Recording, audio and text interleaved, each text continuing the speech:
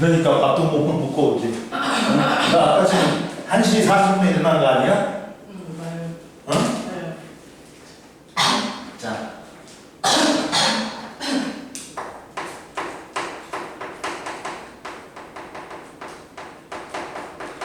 중력 렌즈 효과가 있어. 중력 렌즈 효과는 뭐냐? 자, 첫 번째 이제 시공간의 휘어짐이야. 이게 뭐냐면 시간도 공간도 휘어진다.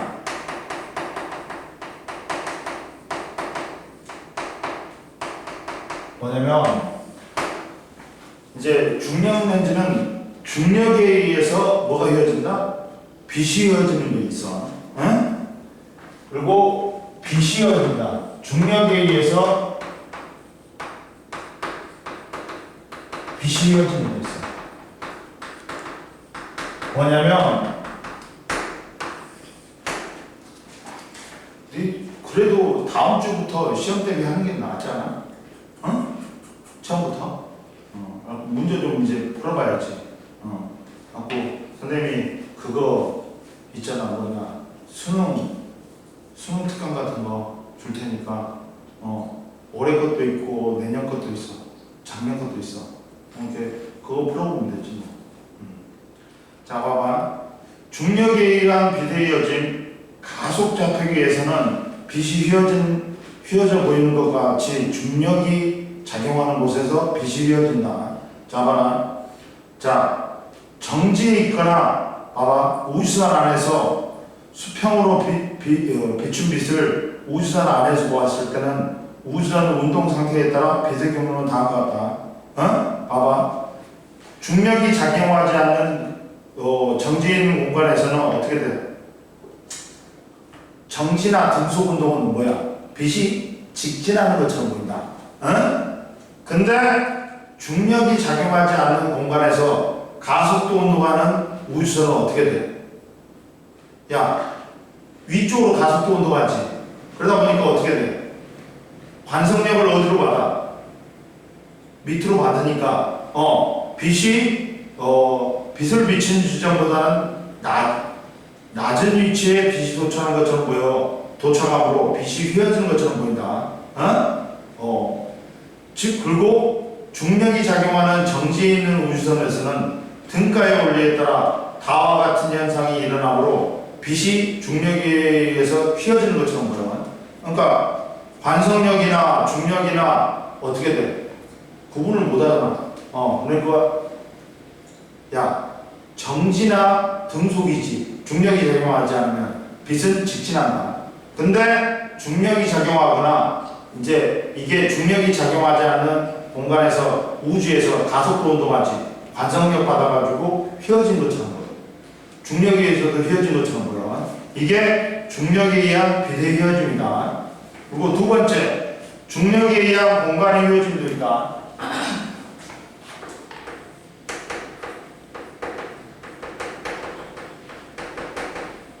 휘어짐도 있어. 공간의 휘어짐도 있다. 뭐냐면 이거는 뭐냐? 자, 가속 좌표기에서 수평으로 발사된 빛이 휘는 것 같이 질량을 가진 물체가 있을 때 생기는 중력이 주위 공간을 휘게 만드는 거야. 그래가지고 야, 이게 뭐냐면 뭘 예를 들면 되냐면, 자, 격자를 그려놓은 고음판에 질량이 큰 공을 놓지. 그리고 가와 같이 질량이 작은 공을 놓은 후 고음판 위에서 카메라로 관찰한다. 그럼 고음판에 질량이 큰 공을 놓으면 고음판이 많이 휘어지지. 그러면 질량이 큰 공은 큰 별에 고음판에 중력에 의해서 휘어진 고음판은 중력에 의해서 휘어진 시공간에 해당한다. 그러다 보니까 여기서 질량이 작은 공을 놓으면 고음판이 휘어진 면을 따라 움직이지. 즉 휘어진 시공간에 놓인 물체는 휘어진 시공간을 따라 움직인다. 그러다 보니까 이게 이제 뭐가 생기냐면, 만약에 우리가 있잖아, 볼링볼을 갖다가 침대 위에 올려놓잖아. 근데 이게 볼링공이 무거우니까 어떻게 돼? 그 침대가 움푹해버리지. 그래가지고 이걸 딱 뭐냐 없애버리지. 드러내면 얘가 뭐가 생겨? 공간이 흔들려. 그러면서 중력파가 발생해. 그 중력파를 실제로 발견을 했어. 라고 그 팀들이 노벨 물리학상을 탄 거야. 중력파 발견해서. 그리고 휘어진 공간을 표시할 때 있잖아. 2차원 평면인데 물체의 질량이 클수록 시공간이 휘어진 정도가 크다. 자, 상대성, 일반 상대성 이론을 누가 증명했냐? 에딩턴이라는 천문학자가 발견했어. 그리고 뭘 통해서? 시공간의 휘어짐을 발견한 거야. 이게 이 사람은 몰랐어. 이게 시공간이 휘어진지를 몰랐어. 근데 아인슈타인이 보고, 저거는 시공간이 휘어졌으니까 저렇게 나타난다고. 그래서 뭐냐면 태양 주위에 태양의 질량이 크기 때문에 공간이 휘어져 있어. 갖고 태양 근처를 지나는 빛은 휘어진다. 태양 주위에 빛이 휘어짐 현상을 어떻게 발견했냐면 1919년 영국의 천문학자 에딩턴은 개기식 뒤 태양의 뒤편에서 오는 별은 원래 보이면 돼야 안 돼. 야, 지구가 여기 있고 태양이 있어요. 여기. 근데 태양의 뒤편에 있는 별은 원래 보이면 돼야 안 돼. 안 되잖아. 근데 원래는 이렇게 휘어버려. 근데 지구에서는 어디 있는 것처럼 보여?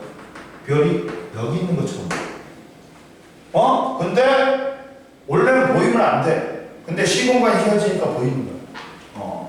그래갖고 1919년 영국의 천문학자 에딩턴은 개기식 때 태양빛이 가려져 가려진 시기야. 태양 뒤편에 있는 별에서 오는 별빛이 중력에서 휘어진 걸 확인했다. 그러다 보니까 아인슈타인의 일반 상대성 이론의 증거가 된 거야. 왜? 시공간이 휘어지니까. 원래는 별이 개기식 때 지구하고 태양하고 나란히 있기 때문에 별이 안 보여야 돼. 근데 별이 지구에서 관측이 돼. 왜? 태양의 질량이 크기 때문에 시공간이 휘어져가지고 빛이 휘어지니까 어떻다? 이게 또 보이는 거야. 그러다 보니까 개기식 때 태양 뒤에 있는 별자리가 보이는 게 일반 상대성 이론의 증거가 된다. 그리고 두 물체의 낙하와 사가를 갖다가 두 물체를 갖다가 두 개를 자연화시키면 중력이 지구 중심 방향으로 작용하므로 점점점 가까워진다. 아인슈타인은 사가는 지구의 중력으로 인해 휘어진 공간에 따라 진행하기 때문에 낙하하는 동안 조금씩 가까워지는 것으로 해석했다. 넘겨봐. 그리고 중력 렌즈 효과는 뭐냐면 중력이 빛을 휘게 하니까 렌즈도 빛을 휘게 하잖아. 그래갖고 그거하고 똑같은 효과라고 한 거야. 봐봐. 중력 렌즈 효과는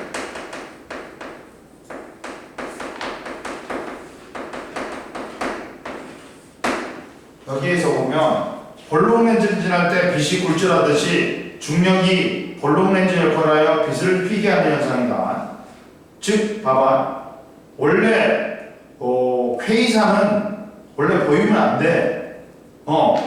퀘이사는 이렇게 있단 말이야. 원래 이렇게 퀘이사는 그 은하단 뒤쪽에 있는 하나의 퀘이사에서 나오는 빛이 은하단에 이렇게 지구에서 보면 은하단이 있어요. 은하단은 뭐야? 은하가 단체로 있는 거야. 근데 굉장히 은하에도 수천억 개 별이 있는데 은하 단체는 별이 엄청 많단 말이야. 그러다 보니까 중력이 세. 그러다 보니까 퀘이사가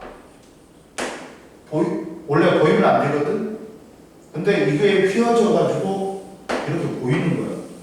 그러면서 이게 이렇게도 휘어지고 이렇게도 휘어지고 이렇게도 휘어지고 그러다 보니까 뭐가 돼버려? 아인슈타인의 원처럼 보이는 거야. 봐봐. 옆에 은하단 뒤쪽에 있는 하나의 퀘이사에서 나오는 빛이 은하단의 중력 렌즈 효과에 의해서 휘어져서 볼 때 퀘이사가 여러 개로 보인다. 보통은 아인슈타인의 십자가를 보거든. 이렇게도 별이 이렇게도 휘어지고 이렇게도 휘어져. 그러다 보니까 별이 이렇게 있는데 이렇게 십자가처럼 보이잖아요. 그래가지고 그리고 아인슈타인의 원은 뭐냐? 별, 은하, 지구가 일직선상에 있다면 중력 렌즈에 의해서 완전히 원으로 이루어진 상이 생길 것이다. 이걸 아인슈타인의 원이라고 한다. 이해됐지? 중력 렌즈 효과는 퀘이사가 여러 개로 보이는 것처럼 보이는 게 중력 렌즈 효과를 증명한 거야. 그리고 중력에 의한 시간 지연. 중력에 의해서도 뭐가 지연된다? 시간이 지연된다.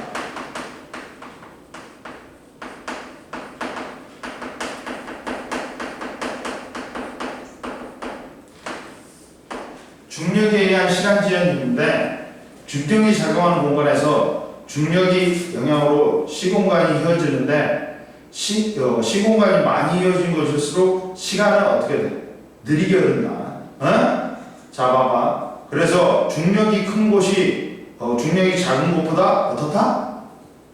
시간이 느리게 흐른다. 그러다 보니까 자 봐봐. 자 항성이란 건 뭐야? 태양이 항성이야. 항상 빛을 내는 천체야. 간다고? 네. 다 했어? 네. 그래도 배고프냐? 닭다리 먹고? 그거 먹고도 배고파? 네. 자, 봐라.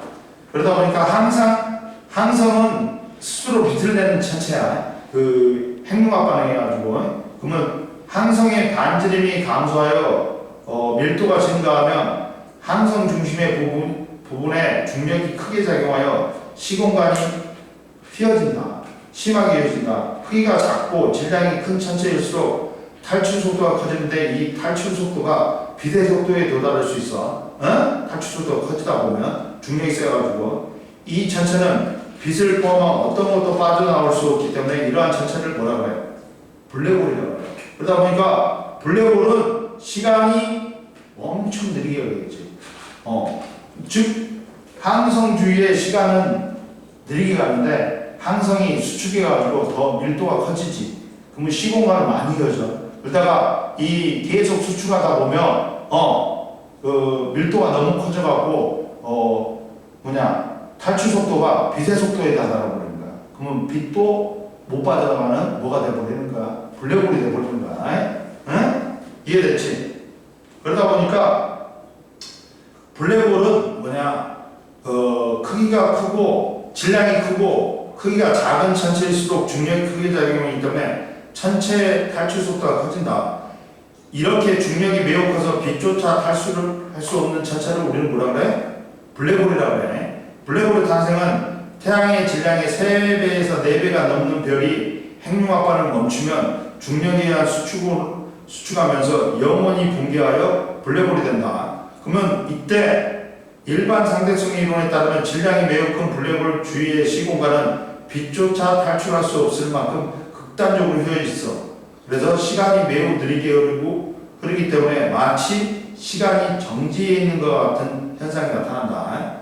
그리고 옆에 봐라. 자, 시간 지연이 활용되는 사례 봐봐. GPS 인공위성은 시간 보정은 봐라. 원래 GPS 위성은 한 라인에 몇 개만 있으면 돼? 3개만 있으면 돼. 120도, 120도, 120도니까 360도를 커버해. 이게 6라인이 있어야 돼. 근데 시간 보정을 위해서 한 라인에 인공위성 GPS 위성을 4개를 까는 거야. 왜? 시간 지연 때문에. 시간을 계산하기 위해서. 그러면 64, 24니까 전 세계를 커버하려면 24개의 위성이 필요해. 그게 누구야? 스타링크야. 일론 머스크야. 일론 머스크가 이번에 그랬잖아.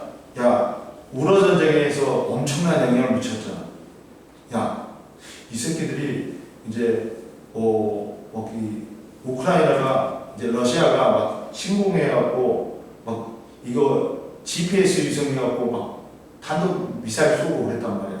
근데 야, 이 새끼들이 이제 스타링크를 사가지고 그걸 이용해갖고 정밀하게 타격을 하는 거야. 그래갖고 일론 머스크가 끊어버렸잖아. 스타링크를. 끝나버리니까 왜 그러냐고 우리는 니들이 사람 죽이잖아. 그러니까 끝나버렸어. 그래갖고 그것밖에 안 되잖아. 이제 스타링 그걸로 GPS 위성을 못 이용하니까 걔는 내가 아예 박아놓고 시작한단 말이야. 그러면 봐라. 특수상대성 이론에 따르면 인공위성은 지표면에 대해 매우 빠르게 운동하니까 인공위성 안의 시간은 지표면보다 느리게 흐르지만 일반 상대성 이론에 따르면 인공위성 안의 시간은 지표면보다 빠르게 흐른다.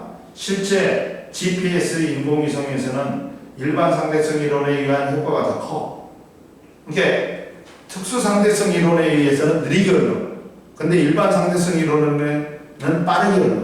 근데 GPS 위성은 일반 상대성 이론이 더 크게 작용해. 그러다 보니까 GPS 인공위성은 지면 사이 거리는 상대론 이론에 따라서 시간 차이를 갖다가 보정하고 계산한다. 그래야지만 정확하게 이게 GPS 위성 위치를 표시할 수 있어. 그리고 블랙홀의 존재를 어떻게 확인했냐? 안 보이잖아. 빛도 빨아들이는데. 근데 얘가 너무 중력이 세기 때문에 이제 가시광선도 방출 안 해. 더 큰 에너지를 가진 X선을 방출해. 봐봐. 블랙홀 왼쪽에 보면 블랙홀은 빛조차도 탈출할 수 없어 마치 아무것도 없는 검은 공간처럼 보인다. 그러나 블랙홀이 주변의 물질을 흡수하는 과정에서 방출하는 빛이나 블랙홀 주변에서 휘어지는 빛을 관찰하여 존재를 확인할 수 있다. 특히나 블랙홀은 뭘 낸다? X선을 방출해. 굉장히 에너지가 크기 때문에. 그리고 중력파는 봐라. 아까 지금 말했잖아. 중력이 큰 물체가 서로 상호작용하여 움직이면 그 주위의 시공간이 휘어짐에 따라 휘어짐에 변화가 생겨 시공간이 변화가 사방으로 퍼져나가는데 이걸 중력파라고 한다. 하고 2015년 라이브 과학협력단은 블랙홀이 융합될 때 발생하는 중력파를 최초로 확인하는데 성공하고 노벨 물리학상 탄 거야. 단체로. 73페이지 한번 풀어봐. 이건 쉽지? 그런 거 없지? 내용 자체는. 너 문제 안 풀었지? 풀고 가라. 오늘은.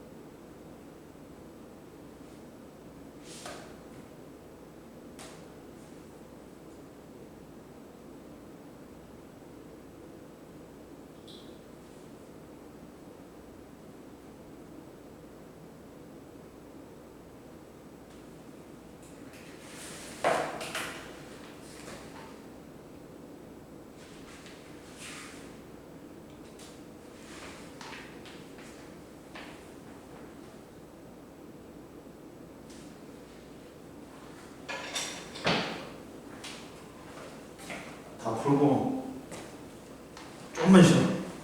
응?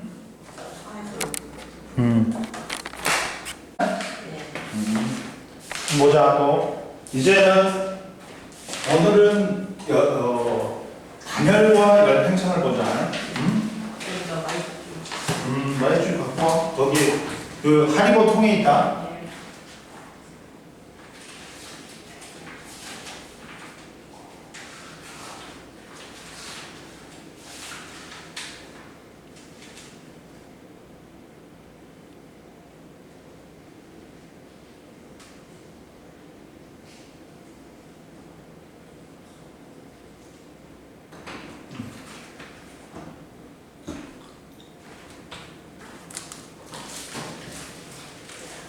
자, 우리가 뭐가 있어? 이 단어는 뭐냐면 뭐라 하냐면 열의 전달과 단열이다.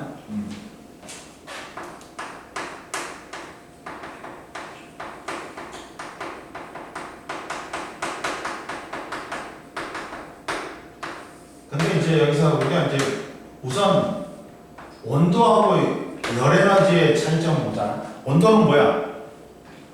뜨겁고 차가운 정도지. 온도는 어떤 물체의 뜨겁고 차가운 정도야. 응? 근데 온도는 두 개가 있지. 뭐가 있어? 섭씨 온도하고 너 맞아. 밖에 비 많이 온다. 예. 너 우산 갖고 왔냐? 아니요. 왜 안 갖고 왔어? 귀찮아요. 이따 갈 때쯤에 봐. 그리고 없으면 저기 우산 하나 있거든? 그거 가져가라. 네. 섭씨 온도는 도시야. 그리고 스몰트로서 하고 물에 어는 점 0도하고 물에 끓는 점 100도를 갖다가 100등분 해가지고 이 한 칸이 뭐야? 1도야. 근데 이제 우리는 이제 고등학교 올라오면 이제 뭘 써? 섭씨 온도보다는 절대 온도를 쓰지. 절대 온도의 단위는 켈빈이고 라디트로 쓰다. 절대 온도를 다른 말로 하면 뭐라고 한다? 한솔아? 분자들의 평균 운동 에너지라고 그래. 응? 평균 운동 에너지야. 그러다 보니까 자, 고체도 움직이지. 제자리에서 진동만 나. 근데 우리가 느껴 못 느껴? 못 느껴. 근데 온도를 낮추잖아. 그러면 고체의 분자 운동이 점점 줄어들어. 그러다가 마이너스 273도가 되면 분자 운동이 멈춰버려. 그러다 보니까 우리가 마이너스 273도 이하로 못 내리기 때문에 이걸 절대 온도 0켈빈이라는 거야. 이해됐어? 그러면 절대 온도, 섭씨 온도를 절대 온도로 어떻게 바꾸냐? 야, 섭씨 온도에다가 273을 더하면 돼. 그러면 0도는 녹는 점 0도는 273켈빈이야. 그리고 끓는 점 100도는 373켈빈이야. 이걸 100등분하면 한 칸이 1K야. 근데 1도하고 1K하고 간격은 똑같아. 이해됐지? 그 다음 열 에너지가 있다. 열 에너지. 에너지는 가지는 게 아니야. 이동하는 거야. 어디서 어디. 고온의 물체하고 저온의 물체를 붙여놨을 때 고온에서 저온으로 이동하는 게 열 에너지야. 이때 이동한 열 에너지의 총량이 열량 Q가 되는 거야. Q는 열량이야, 열량. 하고 뭐야? 열 에너지 총량인데 시멘트지. 비열 곱하기 질량 곱하기 온도 변화야. 이해됐지? 그럼 봐라. 자, 열을 전달하는 거는 세 가지 방법이 있어. 뭐 있어? 뭐야? 전도, 대류, 복사가 있지. 그 중에 첫 번째가 전도야, 전도. 전도가 있다.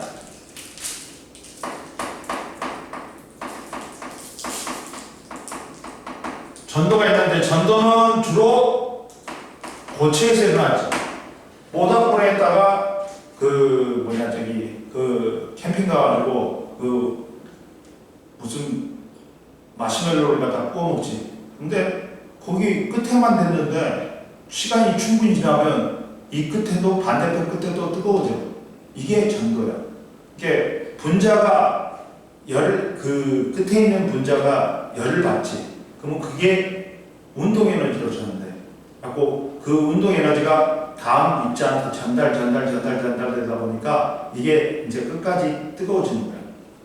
이웃한 입자 사이에 에너지가 전달되면 열이 온도가 높은 데서 온도가 낮은 곳으로 이동하는 열의 전달 방식이지. 입자들이 직접 이동하지 않고 이웃한 입자들과의 상호작용하여 열을 전달하는 거야. 그러니까 이거는 10명이 앉아있는 분단에서 책을 주면 뒤로 해갖고 제일 뒤까지 가는 거야. 이게 입자들이 직접 이동하지 않고 이웃한 입자들과의 상호작용에 의해서 열이 전달되는 거야. 이때 전달되는 전도에 의한 열량은 Q는 봐봐.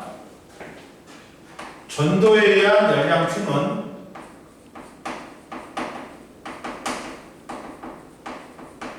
Q란 말이야. Q는 단면적이 A고, 그리고 길이가 L인 금속 막대에서, 그리고 뭐냐, 양끝의 온도가 T1하고 T2야. 그러면 야, T1이 고열원이야, T2가 저열원이야. 그랬을 때 이렇게 고열원 T1에서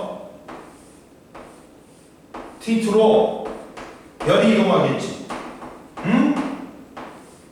이때 이동한 열 에너지의 총량을 갖다 계산하는 거야. 그러면 이게 단면적이 A고 길이가 L이야. 이때 어떻게 하냐? Q는 이동한 열 에너지는 뭐에 비례해? Q는 뭐에 비례해? 자, 원래는 야, 길이가 짧을수록 열이 잘 전달되겠지. 단면적이 넓을수록 잘 되겠지. 그리고 온도차가 크면 클수록 많이 되겠지. 그러다 보니까 야, 어떻게 되냐? Q는 뭐에 비례해? 자, 단면적에 비례해. 길이에는 반비례하고, 그리고 온도차에는 비례하는 거야. 온도차가 크면 클수록 열 에너지가 많이 이동하겠지. 그러다 보니까 온도차가 클수록 많이 이동하고, 단면적이 넓을수록 많이 이동하고, 길이가 짧아야지 많이 이동할 거 아니야. 이해됐어? 근데 그리고 요 시간 T에도 비례할 거 아니야. 야, 시간이 많이 흐르면 많이 전달될 거 아니야. 열량이. 이해됐지? 그래가지고 근데 이제 이게 비례상수를 써가지고 Q가 어떻게 돼? K 곱하기 길이에는 반비례하고 단면적에는 비례하고 온도 변화 클수록 크고 시간이 길수록 길다는 거야. 이해되니? 이렇게 나온다. 그러면서 자, 봐라. 자, 여기서 K는 뭐야? 비례상수인데 뭐라고 해? K가 K는 열전도율이라고 해. 이거는 물질의 특성이다. 금이면 얼마, 은이면 얼마 다 달라. 물질이 얼마만큼 열을 잘 전도하는지를 나타내는 물리하고 물질에 따라 다르다. 그러니까 물질의 특성이다. 즉 열전도율은 얼마만큼 열을 잘 전달하느냐 정도로서 이거는 물질마다 다 틀려. 그래서 물질의 특성이다. 그래갖고 단위는 이제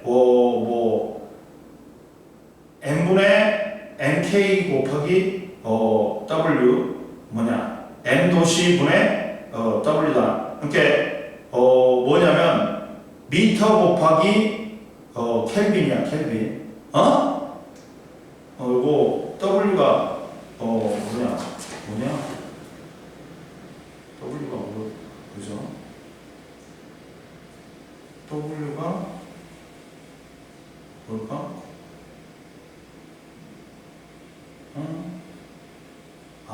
여기서 K로 나누잖아. K로 나누면 된다. K에 대한 공식으로 쓰면 K는 뭐가 돼?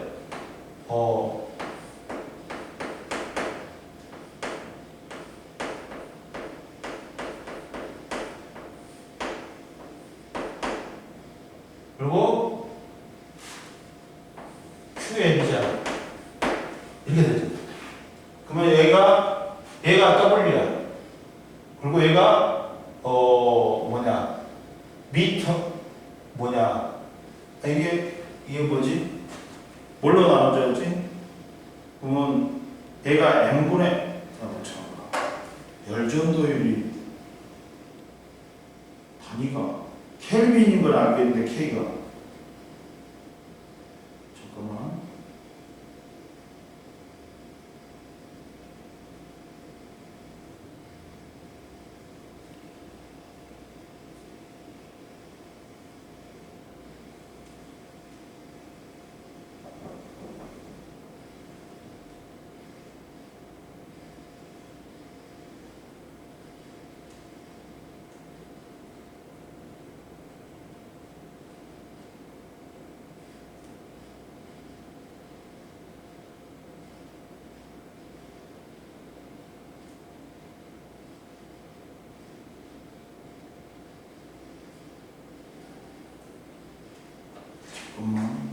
자.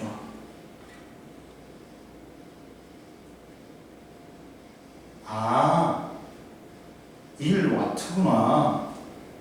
와트다, 와트. W가.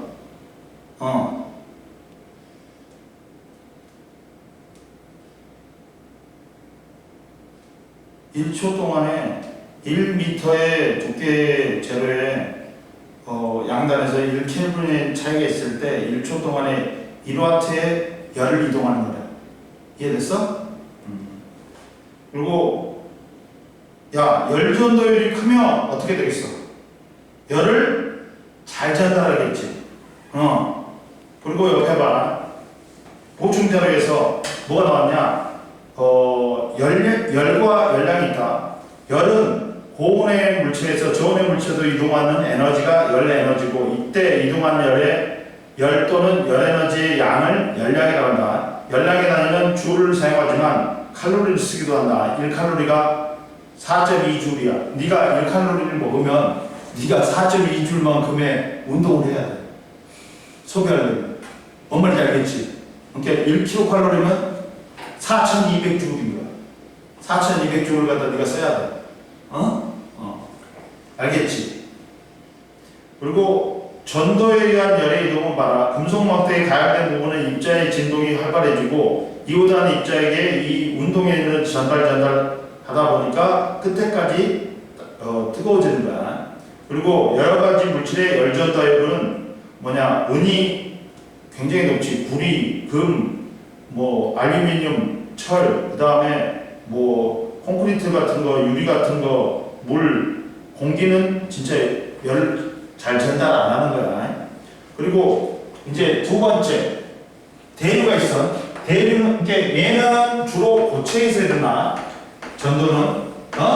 근데 대류는 뭐야? 어디서 일어나? 주로 유체. 흐를 수 있는 액체나 기체를 말해. 기체에서 일어난다. 그래갖고 물질이 직접 이동해갖고 열을 전달하는 거야. 그러니까 10명이 앉아있어. 근데 첫째 놈이 가운데 어떤 놈이 와갖고 이걸 갖다 첫째 놈한테 있는 책을 갖다가 지가 달려가갖고 마지막 놈한테 전달하는 거야. 그러니까 봐라. 유체를 구성하는 분자들이 직접 이동하여 열을 전달하는 방식이다. 온도에 따른 유체의 밀도 차이에서 발생한다. 즉 이걸 물을 라면 먹으려고 가열하지. 그러면 어떻게 돼? 이 부분은 열을 받았으니까 어떻게 돼? 부피가 팽창하지. 그러니까 밀도가 작아. 그러니까 가벼워서 뜬단 말이에요. 근데 얘가 밀려나다 보면 여기서 식어. 식기 때문에 밀도가 커지니까 내려와. 그러면서 이렇게 되는 거야. 전체적으로 이제 온도가 올라가는 거야. 이해됐어?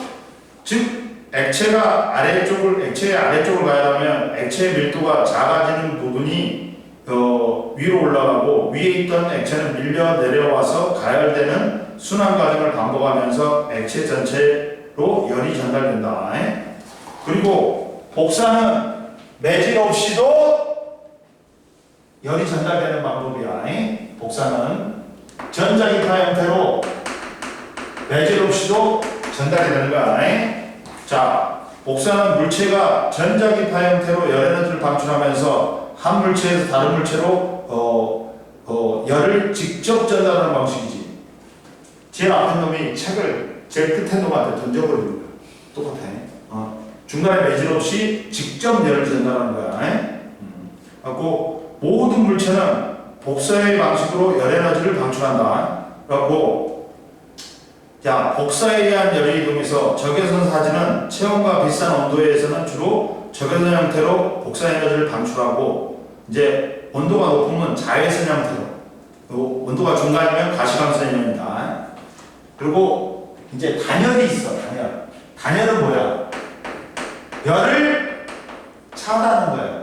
열을 흡수하지도 않고 방출하지 않고 열을 차단하는 거. 즉 단열은 열의 이동을 막는 거예요.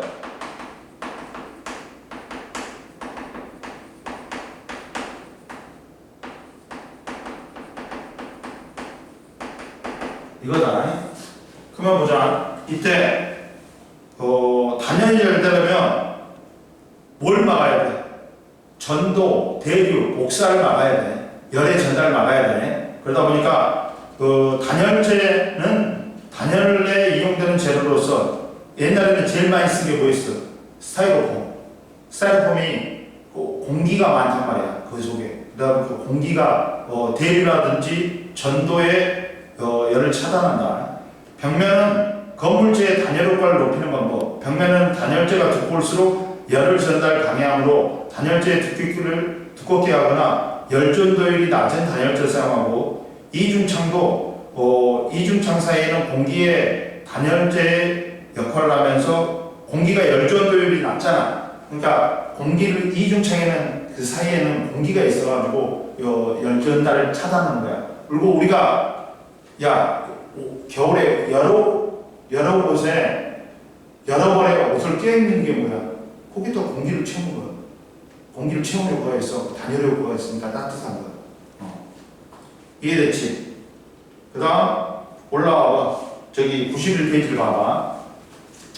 자, 이제 보면 단열재의 종류에 따른 보온과 보냉 효과. 보온은 따뜻하게 하는 거고 보존하는 거고, 보냉은 차가운 걸 보존하는 거야. 플라스틱 병을 여러 단열재로 감싼 뒤 온도가 같은 뜨거운 물을 동일한 양만큼 넣고 10분 동안의 물의 온도 변화를 측정한다. 차가운 물을 동일한 양만큼 넣고 실험을 반복한다. 뜨거운 물을 넣었을 때, 차가운 물을 넣었을 때, 빨대, 그 다음 뽁뽁이로 감싼 병의 온도 변화가 적다. 왜? 뽁뽁이도 뭘 포함하고 있어? 공기를 포함하고 있지. 빨대에도 공기가 들어있단 말이야. 공기가 많이 들어있는 빨대나 솜, 뽁뽁이는 단열 효과가 좋은 걸 흡수해서 공기는 우수한 단열재지. 왜? 열전도율이 낮으니까. 그리고 보온의 효과가 있는 단열재는 보냉에도 효과가 있다. 그리고 봐라. 옆에 보온병의 단열을 봐라. 보온병은 전도, 대류, 복사에 의한 열 전달을 최소화해 안에 담긴 액체의 온도를 유지한다. 보온병의 운동 반사층은 내용물에서 나오는 복사 에너지를 반사하여 복사 에너지에 의한 열을 차단하고, 진공이 있잖아. 진공층이 뭘 차단해? 대류나 전도에 의한 열을 차단한다. 이해됐지? 그래서 보온병이 단열의 효과가 뛰어난 거야. 그래서 온도를 갖다 잘 유지한다. 그 다음에 이제 보자. 열을 받으면 분자 간의 거리가 입자 간의 거리가 어떻게 돼? 멀어져. 그러면서 열에 의해서 부피나 길이가 팽창한단 말이야. 이해됐어? 이걸 열팽창이라고 해. 열에 의한 팽창이니까. 열팽창은 봐라. 첫 번째 보면 열팽창은 물체가 열을 받아서 온도가 높아지면 물체의 길이나 부피가 증가하는 현상이야. 열팽창의 원인은 물체의 열 에너지를 공부하면 입자의 평균 운동이 활발해지면서 입자 사이의 거리가 어떻다? 멀어져. 그러다 보니까 길이라든지 부피가 늘어나는 거야. 그리고 이제 고체 막대의 열팽창에서 이제 길이가 늘어나는 걸 선팽창이라고 해. 고체 열팽창에서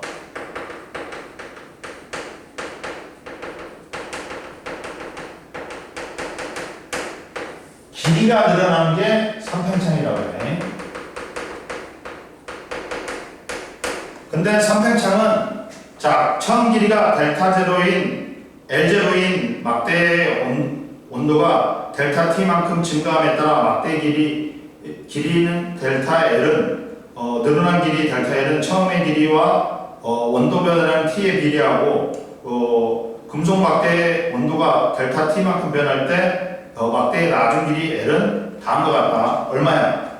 야, L이 얼마만큼 늘어나냐? 원래 L이 최종 늘어난 길이야. 그럼 L0에서 늘어난 길이만큼 늘어날 거 아니야. 근데 여기서 이 L0는 델타 L은 뭐에 비례해? 당연히 온도 변화가 클수록 분자 운동이 활발해지면서 분자 간의 거리가 멀어지겠지. 그러다 보니까 온도 변화에 비례하고 그러다 보니까 처음 길이에다가 온도 변화를 곱해줘야 돼. 그리고 여기서 비례지 는은 아니단 말이에요. 이것도. 그러다 보니까 비례 상수 뭘 써줘? 뭘 써줘? 뭐 알파를 써주네. 알파를 써주네. 알파를 써주네. 응? 그러면 뭐야? 이게 알파가 뭐가 되는 거야? 선팽창 계수가 되는 거야. 알파가. 이렇게 쓰면 된다. 알파. 이게 뭐야? 선팽창 계수가 되는 거야.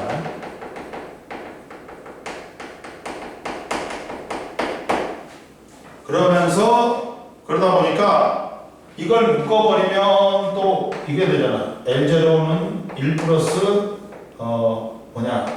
알파 델타 T가 되지. 이게. 그리고 선팽창 계수는 물체가 1K 변할 때 단위 길이에서 일어나는 길이 변화를 나타내는 값이고 이것도 물질마다 다 틀리다. 그리고 옆에 봐봐. 부피 팽창도 하잖아. 지금은 길이 팽창인 선팽창만 봤는데 부피 팽창도 물체의 길이가 길어지면 물체의 부피도 커진다. 이때 물체가 팽창한 부피 델타 V는 물체의 처음 부피 V0와 온도차 델타 T에 비례한다. 따라서 델타 V는 베타 곱하기 V0 곱하기 델타 T로 표현할 수 있다. 여기서 베타는 물질의 부피 팽창 계수라고 한다. 둘 다 똑같아. 뭐에 비례해? 길이 팽창이라든지 부피 팽창은 온도 변화에 비례해. 그리고 처음 부피, 처음 길이를 곱해주면 돼. 거기다가. 이해되니? 그리고 열 팽창의 활용은 다리를 이을 때는 틈을 둔다. 왜?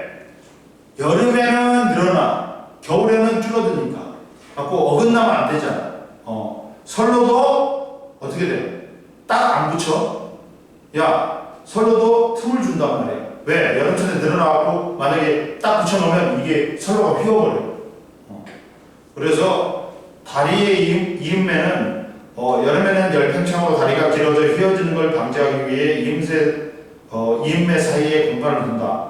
그리고 철근 콘크리트 구조물은 철과 콘크리트는 열팽창 정도가 비슷하여 온도 변화에 따라 분리되지 않고 균열이 생기지 않는다. 그리고 가스배관 만들 때는 일직선으로 안 해. 디귿자로 휘어버린다. 왜? 기온이 올라가면 관의 길이가 길어져서 파손될 수 있으니까 중간에 고부려진 부분을 설치한다. 그리고 바이메탈은 이제 서로 다른 금속을 갖다가 붙여놓은 거야. 근데 이게 서로 다른 금속이 열팽창 계수가 틀리기 때문에 이게 휘어진단 말이야. 만약에 가열을 하지. 그러면 열팽창 계수가 작은 금속하고 큰 금속을 붙였어. 그러면 어느 쪽으로 휘어진다? 얘가 마이너로 하잖아. 그러니까 열팽창 계수가 작은 쪽으로 휘어져. 이해됐지? 봐라. 열팽창 정도가 다른 두 금속을 붙여 만든 장치인데 온도에 따라 금속이 팽창하거나 수축한다. 온도가 높아질 때는 열팽창 정도가 누가 더 크니? 금색이 더 크지. 금색이 더 많이 늘어나니까 열팽창 정도가 작은 쪽으로 휘어진다. 그러면서 짜르르르 비상벨이 울리는 거야. 90페이지 한번 풀어봐. 풀어보세요. 여기는 어려운 거 없지?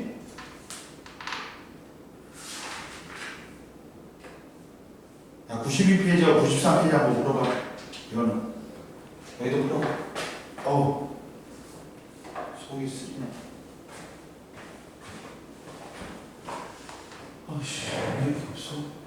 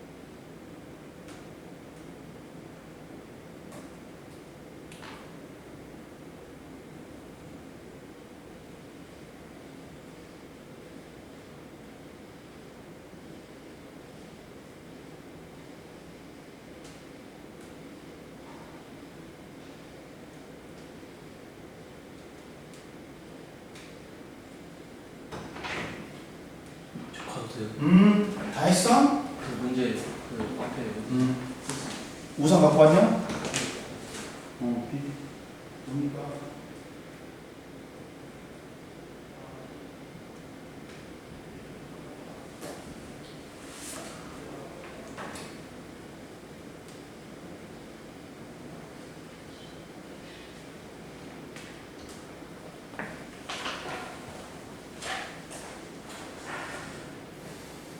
틀린 거 있어?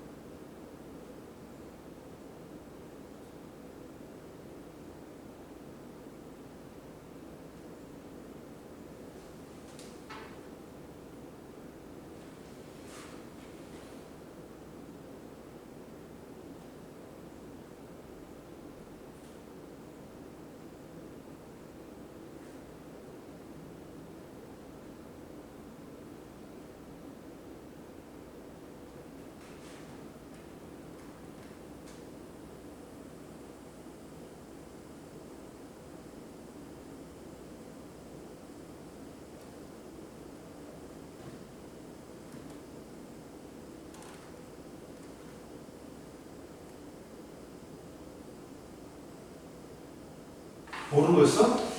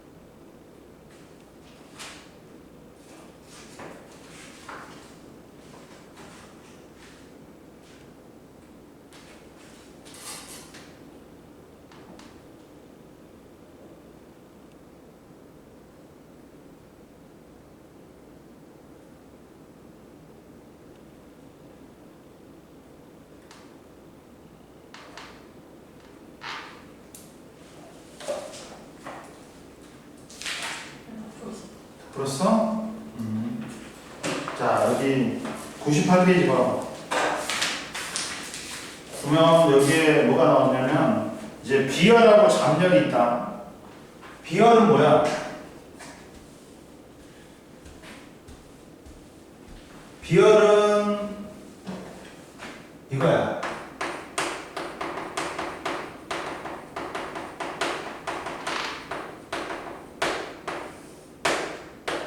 자, 비열이란 건 어떤 물질 1kg을 스몰C로 쓰는데 어떤 물질 1kg을 1도씩 올리는데 필요한 열량이에요.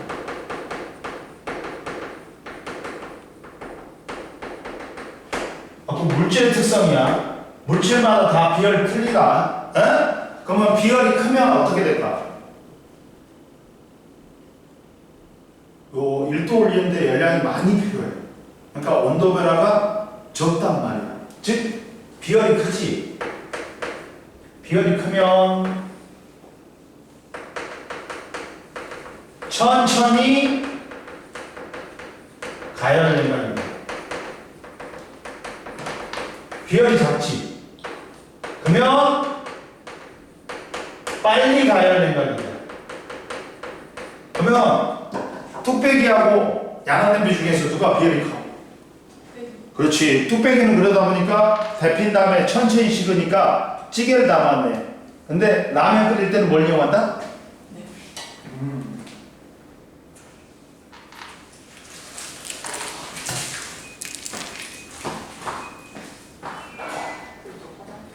갔다 와. 빨리.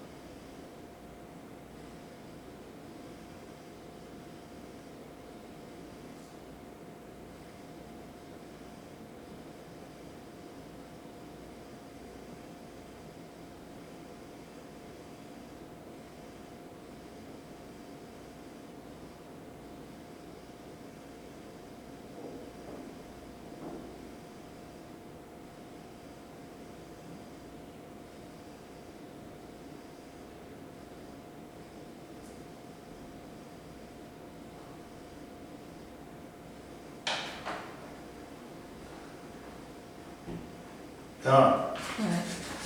화장실 갔다 오면 왜? 네? 왜 힘들어? 아니요. 아니, 이제 공부해. 이제 선생님 수업이야 되니까 공부해. 야, 문제 좀 풀어봐. 앞에 거. 당연히. 아이스크림 좀 사올까? 아이스크림 다 떨어졌다. 너 오늘 다 먹고 가려고 그래? 그러네. 학원이 집이야? 아이스크림 떨어졌으니까 사와야 되겠다.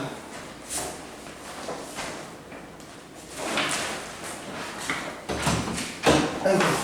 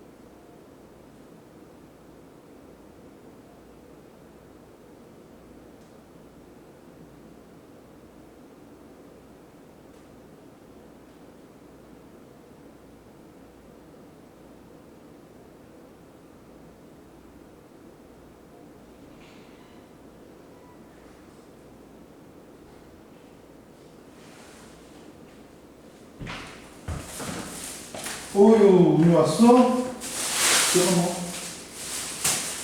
많이 있어. 종류 많이 있어.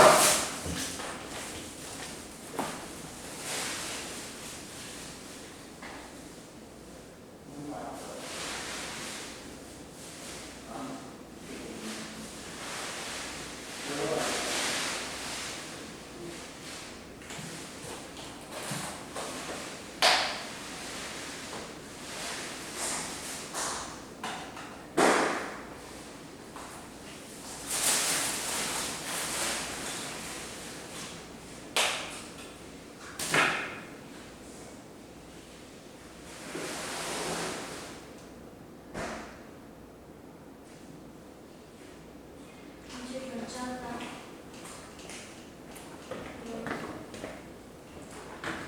아, 줘. 알았어. 할때 뭘 갖다? 결제. 또 알았어. 그냥 말고 싶어. 아니 지금 하러 가셨어.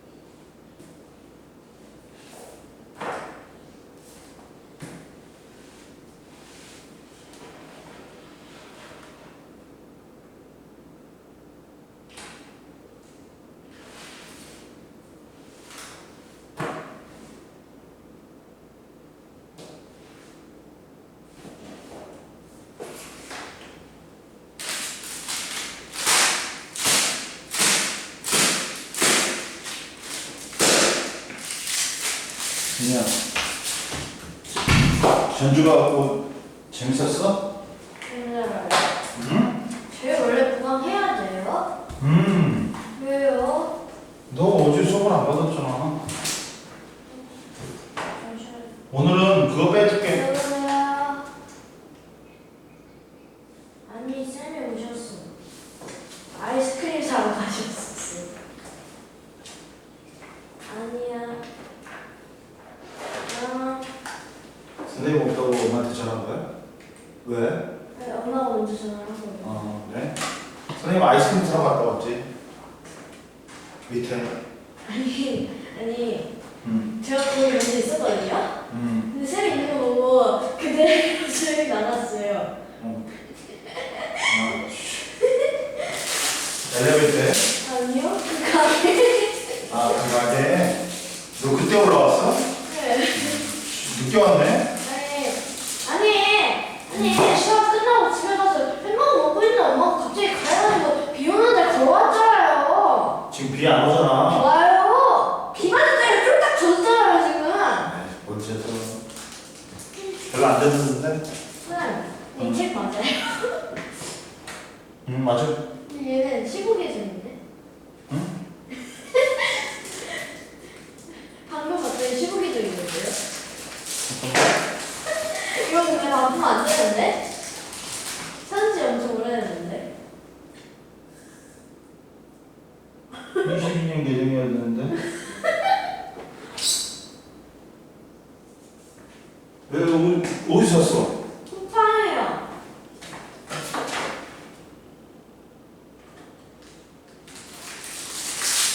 잠깐만. 오케이.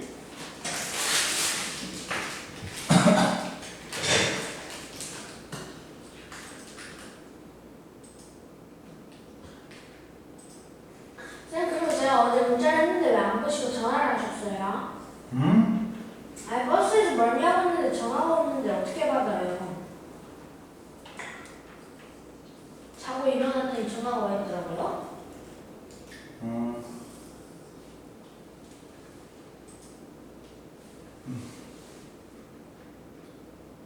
저희 몇 시까지예요? 7시까지 오늘은 그것만 해줄게. 쌤 그리고 저 용돈 받았어요 거기서. 왜? 거기 쌤들이요 음. 엄마가 시켜가지고 밥 먹을 때마다 물 따라 드렸거든요. 11만 원 받았어요. 그랬어? 그래가지고 엄마가 계좌로 20만 원을 더 줬어요.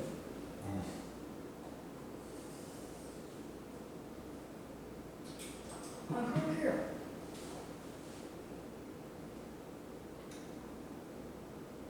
아, 야, 나 딴다. 그 22년 개정판이 아직 안 나왔단다. 그게 맞죠? 근데 쌤은 왜 22계정이래요? 아니. 자, 보자. 이거 맞아요? 음. 근데 표지가 왜 있다고 생겼어요? 얘는 이뻤는데 얘는 왜 못생겼어요? 그건 이제 좀 달라진 거지. 못생겼는데. 알았어. 오늘 이거 나와요? 어디 조금만 다 나갔잖아, 2학년 2학기. 아마도. 다 나갔어. 자, 3학년 이렇게 있고 해야지. 됐죠? 주세요. 아니 쌤 그리고 어떻게 아니 오늘 제가 수업 그 조각 있는데 어떻게 그렇게 동화를 빽빽하게 잡으세요? 아이, 빨리 해야지. 아니 근데 너무 힘들잖아요.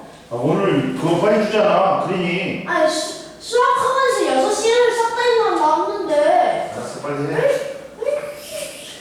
아 굳이 안 해도 되는데. 해야지.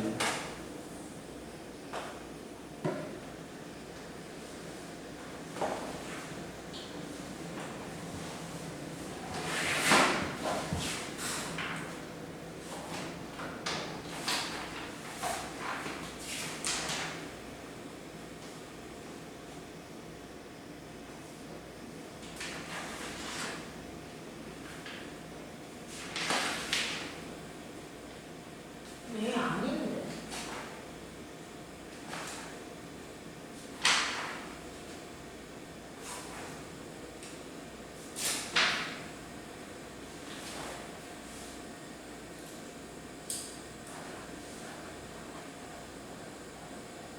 선생님 왜 굳이 오늘이었어요? 응? 왜 오늘이에요? 오늘이 네가 제일 편할 것 같아갖고. 오늘이지 오늘 제일 힘든 날. 네가 어제 빨리 오지. 아니 버스가 안 되는데 어떡해요? 미리 잡아놨어야지. 아니 잡아놨는데 튕겼죠. 제가 우등을 타볼 수가 없잖아요. 엄마가 우등 안 탄댔단 말이에요. 엄마하고 같이 왔냐? 네, 저 그럼 제가 혼자 왔어요? 제가 혼자 가는 게 더 이상한 거 아니에요? 알았어. 아니 그래도 3시차를 탔거든요? 왜 7시 반에 내렸어요? 저도 그렇게 올 줄 몰랐다니까요. 많이 막혔네. 아니 2시간 반만 걸리는데 4시간 반이 걸렸잖아요. 아, 왜 그걸 타고 왔어? KTX를 타고 오면 더 빠르잖아. 엄마가 KTX 비싸다고 안 끊어줬어요. 그랬어? 그럼 저희 참고해서 하자.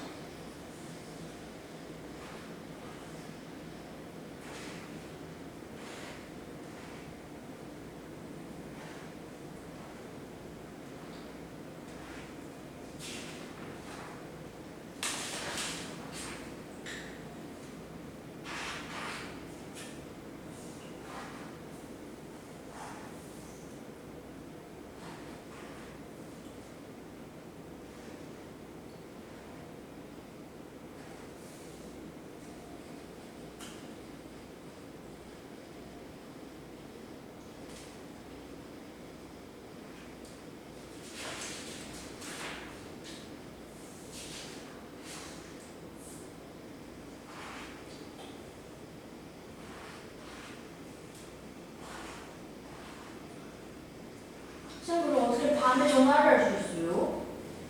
아니 자고 있는데 벨소리 울려서 깜짝 놀랐잖아요. 내가 뭔 전화를 했어, 니한테? 어? 못 가려고 문자를 보냈는데 문자로 나오라는데 굳이 전화를 해가지고 밤이냐? 그게 낮이지? 쌤 저희는 그때 일정 끝나고 침대에서 누워서 잤어요. 아니야. 알잖아요. 엄마한테 전화했지 니한테 전화했냐? 저한테 했잖아요. 뭔 소리야? 아, 일장 중간에. 아니 그때 아니, 8시에 전화를 하면 어떡해. 끝나고 낮잠 자는데. 알았어.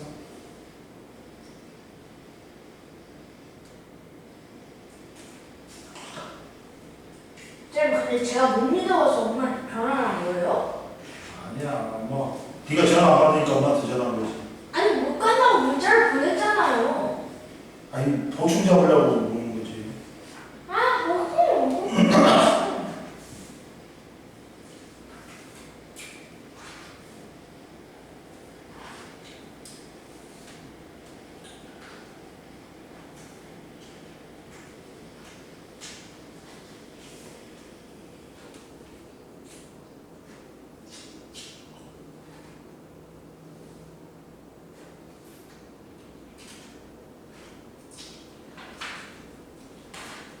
끝나네.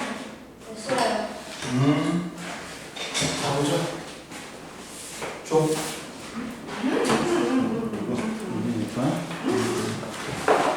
자 보자.